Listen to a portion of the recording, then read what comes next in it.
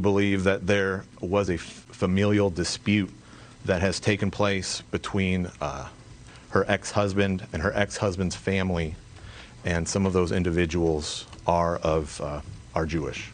So we believe that might possibly be where all of this stems from. Authorities credit those two responding officers from preventing a bigger tragedy. Lakewood Church houses one of the nation's biggest congregations. It is about 6 miles from downtown Houston and the former home of NBA Houston's Rockets. And as many as 45,000 people regularly attend services there. Joining us now is Jennifer Coffindaffer, NewsNation law and justice contributor and a former FBI agent. Jennifer, good to have you here. I'm not sure, we just heard from that news conference that they're examining the fact that she had Palestine and Free Palestine on her rifle, and that members of her extended family were Jewish, but she's in a Christian church. I'm not getting this.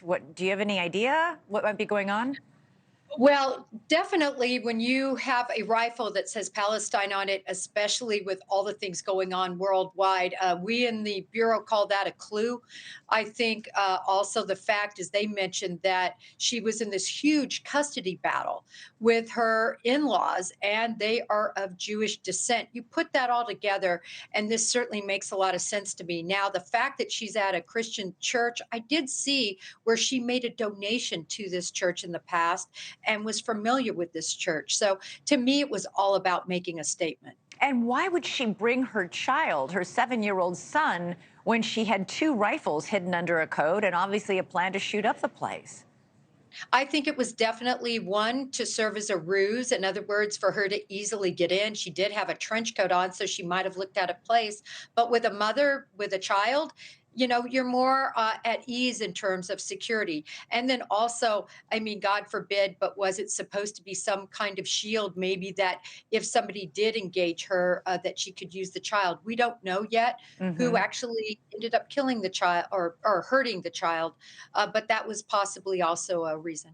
All right. We know that there was a documented mental health history. She had reportedly been involuntarily hospitalized for psychiatric reasons. We also know she had a criminal history. So how did she have 2 rifles?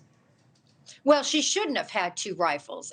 This, again, is just another situation where the bureaucracy is not matching up with the people that they're issuing guns to. People should not be able to get these guns, and there needs to be a big look at the mental illness issues that go on for people who trying to get a gun. There's a huge lapse in that communication.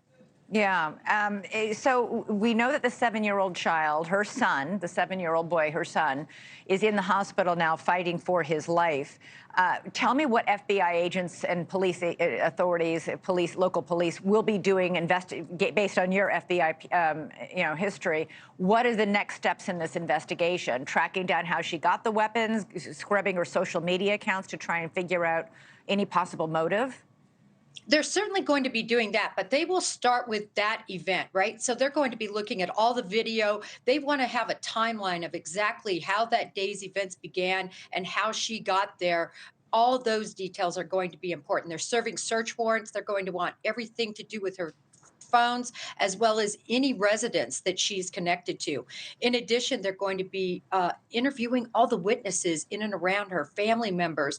And we also know that they have some writings of hers. And I would bet those writings are going to lead to a motive. Yeah, we do know that apparently the writings appear to be anti-Semitic in nature. Yes, I think that this is going to be part of the motive. And again, we know that there might be a mental health issue here, but recall most mass shooters don't have a mental health issue.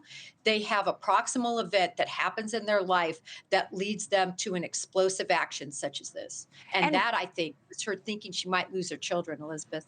And what are rules and laws in the state of Texas? I mean, I know that a lot of people are gun owners. A lot of people are peaceful gun owners in the state of Texas. What are the laws, though, around somebody who has been involuntarily committed to a psychiatric institute or who has been convicted of a crime, although it doesn't appear that she was convicted of a felony? Well, Texas recently moved to a constitutional carry state. So, as far as gun ownership, it's constitutional carry, and that makes everything much looser. But the issue is, when did she purchase these weapons? When did it happen in regard to her mental issues that she's been having and those records? So, the police have a lot to look at here, but it seems to me something fell by the wayside. Thanks so much for watching. Go to joinnn.com to find NewsNation on your television provider. And don't forget to click the red subscribe button below to get more of NewsNation's fact-driven, unbiased coverage.